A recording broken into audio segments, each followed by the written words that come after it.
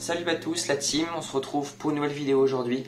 Dans cette vidéo évidemment, j'ai mis un maillot de Noël, vous n'êtes pas sans savoir qu'Ernest Nuama, alors je m'enregistre, donc on est tout simplement le 21 août, est censé arriver demain à Lyon.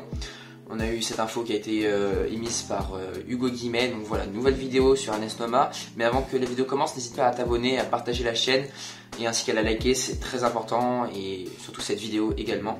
Voilà, je pense que les supporters lyonnais, vous attendez en masse une analyse de ce joueur, donc voilà, la voici, en tout cas en vidéo, pas sur Twitter, mais voilà, en vidéo, où on va rentrer un peu plus dans les détails. Et donc voilà, nouvelle vidéo, allez, c'est parti.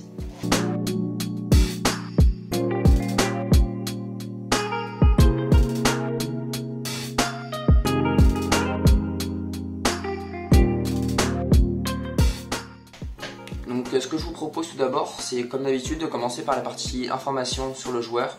Ernest Nuama, c'est un joueur qui va être un ailier polyvalent, nous qu'on va utiliser principalement, enfin a priori en tout cas à droite, mais qui sait jouer un peu partout, donc c'est-à-dire avant-centre, ailier gauche ou ailier droit. Donc il a 19 ans, il est issu de la Right to Dream Academy, donc avec un super accent anglais, hein, vous avez vu. Et donc Mohamed Kudus ou Souleymana sont également passés par ici, donc quand même ce ne sont pas des peintres. Kudus, lui, qui va potentiellement partir du côté de Brighton, en tout cas de la première ligue, ou par exemple West Ham. Mais voilà, donc de super joueurs sont passés par ici, et il a été élu l'année dernière meilleur joueur de Super Ligue 1. Donc je sais pas si on dit comme ça, Ligue 1 ou Ligue 1, bref, je ne fais pas du danois. Mais en tout cas voilà, meilleur joueur à 19 ans, ou si ce n'est 18 ans, je ne sais plus exactement quand est-ce qu'il est né, qui cette année, en tout cas en 2023-2024, est encore en feu, hein, tout simplement. Et je crois qu'en 6 matchs il a mis 4 buts et une passe décisive, ce qui est quand même très bien, on va pas se mentir, à seulement 19 ans. Et donc il rejoindrait Lyon sous forme d'un prêt avec option d'achat obligatoire, estimé à 23 millions d'euros, que je trouve un peu cher, on y reviendra dans la fin de cette vidéo. Donc voilà, un joueur qui est quand même assez intéressant et qui réserve de belles promesses pour l'avenir, en tout cas du côté de l'Olympique Lyonnais. Et donc Michael Essien aurait donc joué un rôle apparemment prépondérant pour la venue du jeune ailier ghanéen, lui qui est tout de même ghanéen, qui a fait les belles heures de l'OL, on s'en souvient tous.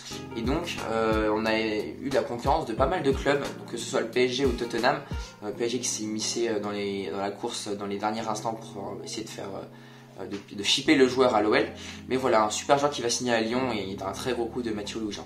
Donc ce que je vous propose maintenant, c'est de s'intéresser techniquement aux joueurs et tactiquement.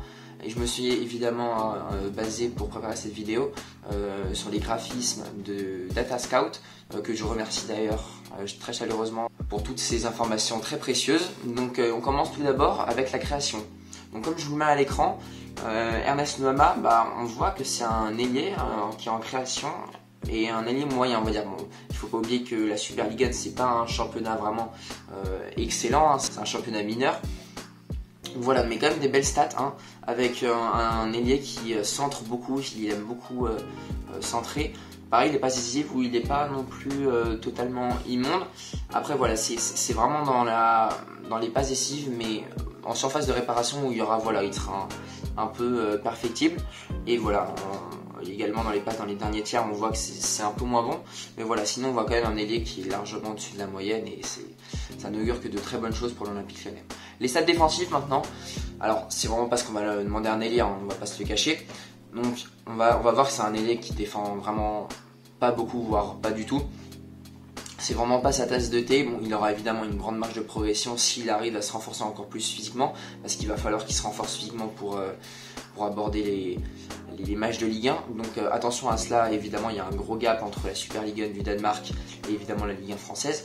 Mais voilà, donc là c'est vrai que le niveau défensif c'est pas top. Donc à la construction maintenant, on voit vraiment un ailier qui est exceptionnel, hein, notamment dans les passes en avançant, où il a un très bon pourcentage de passes réussies, idem dans la surface, ou encore dans les passes progressives. C'est vraiment un ailier, on va le voir plus tard, mais qui va aimer aller chercher des ballons très bas et faire des remontées folles, en prenant notamment poussant les adversaires à commettre vraiment beaucoup de fautes, et c'est ça qui va faire l'une de ses grandes forces, on va le voir tout à l'heure.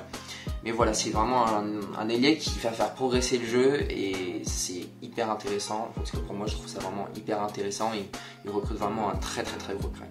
Également, dans ce petit graphique, on voit que c'est un joueur qui joue vachement au sol. On voit que de le mettre derrière, c'est vraiment pas sa tasse de thé, il fait 1m78. C'est pas petit, mais c'est pas ultra grand pour un ailier, c'est la taille normale, on va dire, la moyenne. Et c'est pas un joueur qui va raffoler de transversales aériennes ou de longs ballons aériens. Non, lui c'est vraiment un joueur qui va jouer au sol et assez physique. En ce qui concerne les duels, je trouve que c'est un joueur qui est perfectible. Et évidemment les duels aériens, encore une fois, c'est pas là où il va être le meilleur, mais les duels offensifs, on va voir qu'il va les gagner. Et on va voir qu'il va avoir un bon ratio entre les duels offensifs remportés par rapport aux duels offensifs qu'il dispute. Et c'est ça qui va être vraiment très intéressant. Et les duels aériens gagnés, même s'il en dispute peu, il va en gagner quand même pas mal, même s'il en dispute pas beaucoup. À la finition maintenant, on va voir que c'est un ailier qui va pouvoir s'améliorer dans tout ce qui est finition, mais qui n'aura pas vraiment, on va pas parler vraiment de faiblesse. C'est un ailier qui, on va dire, prend la moyenne plus, on va dire. C'est un joueur qui sous-performe vis-à-vis des expected goals. Voilà, je pense que s'il était plus en phase avec cela, je pense que ça en ferait vraiment un joueur très dangereux, mais évidemment on ne peut pas être parfait à 19 ans. Et c'est vraiment une chose très rare, hein, à part s'appeler Mbappé. Et puis il ne serait pas à Lyon si jamais il avait ce genre de stats. Et enfin, dans tout ce qui est stats, en ce qui concerne la projection, c'est vraiment un ailier qui va être très à l'aise dans ce domaine. Encore une fois, je le dis, mais c'est vraiment un ailier qui va être très fort dans tout ce qui va être récupération du ballon très bas. En tout cas, lorsqu'il va récupérer la balle via le numéro 6, donc évidemment le numéro 6 qu'on va attendre. On va voir qu'il va progresser d'une manière assez incroyable sur le terrain. Et c'est vrai que moi, en tout cas, lorsque j'ai regardé quelques matchs de ce joueur, j'ai vraiment été surpris de par cette faculté à remonter les ballons et à ce que les adversaires commettent des fautes sur lui, parce qu'il va vraiment pousser les adversaires à commettre des fautes et c'est ça qui va le rendre vraiment très intéressant. Alors oui, il aura d'autres secteurs de jeu à améliorer, mais à 19 ans, on ne peut pas être parfait. Je trouve que ça ressemble vraiment quand même à un très beau coup pour Lyon. Et donc, où est-ce qu'on pourrait l'utiliser? Donc c'est vrai que ça remet en cause un peu le système de jeu lyonnais. Est-ce qu'on ne serait pas finalement obligé de jouer en 4-2-3-1? On aurait donc Alex Lacazette en pointe, Bradley Barcola à gauche, donc qui reviendrait sur son côté favori, Noama à droite, qui pourrait également jouer à gauche en cas de blessure de Barcola, évidemment, ou Barcola pourrait jouer à droite. Ils pourraient vraiment intervertir leur poste, c'est ça qui pourrait être intéressant. Cherki en 10, mais attention, il faudrait recruter un numéro 6 qui sache vraiment bien défendre et qui soit vraiment physique. Rodriguez, moi j'aimerais beaucoup, mais apparemment ça semble compliqué. À mon avis, d'autres clubs seront là financièrement pour l'accueillir, donc j'ai du mal à le voir à l'Olympique Lyonnais, très honnêtement. Surtout qu'il est au Betis Séville, qui est un club en ce moment qui est largement supérieur à l'Olympique Lyonnais. Donc voilà.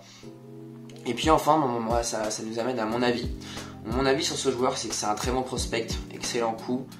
Financièrement, je dirais pas que c'est un si bon coup que ça, mais voilà, sur le terrain, je pense qu'il a vraiment de telles qualités que ça en vaut au moins les 20 millions d'euros, 23 millions. C'est vrai que j'ai été un peu surpris, pour moi c'est un poil excessif, sachant qu'il joue quand même dans un championnat mineur. Après, c'est quand même un super joueur, donc c'est un joueur d'avenir qui va être titulaire indiscutable, j'en ai non pas douté, avec le Ghana, donc les Black Stars, si je ne dis pas de bêtises. Et voilà, Mohamed Kudus 110, c'est vrai que ça pourrait faire des ravages. Évidemment, je ne connais pas l'équipe du Ghana par cœur, mais voilà, rien qu'avec ces deux joueurs, c'est quand même très intéressant. Mohamed Salissou également, défenseur central, donc c'est vraiment une équipe qui va être très intéressante à avoir joué. Et évidemment, pour l'Olympique Lyonnais, si on arrive à faire notre 6, là, on pourra vraiment avoir fait un gros mercato. J'espère que le 6 qui arrivera sera un très bon joueur. En tout cas, si ça peut être comme Noama, évidemment, je le signe tous les jours. Si ça peut être Rodriguez, évidemment, c'est incroyable. Mais voilà, on va attendre de voir. Le mercato se termine dans quelques jours. J'ai hâte qu'il se termine d'un côté pour qu'on soit enfin fixé. J'espère que Barcola évidemment restera et puis voilà. Voilà pour cette vidéo les amis, donc j'espère que vous l'aurez apprécié. Si c'est le cas, évidemment le petit pouce bleu, le partage, l'abonnement et pourquoi pas le petit commentaire si jamais j'ai oublié de dire des trucs et que vous voulez rajouter. Et puis on se retrouve très prochainement pour de nouvelles aventures. Allez, à plus la team, ciao.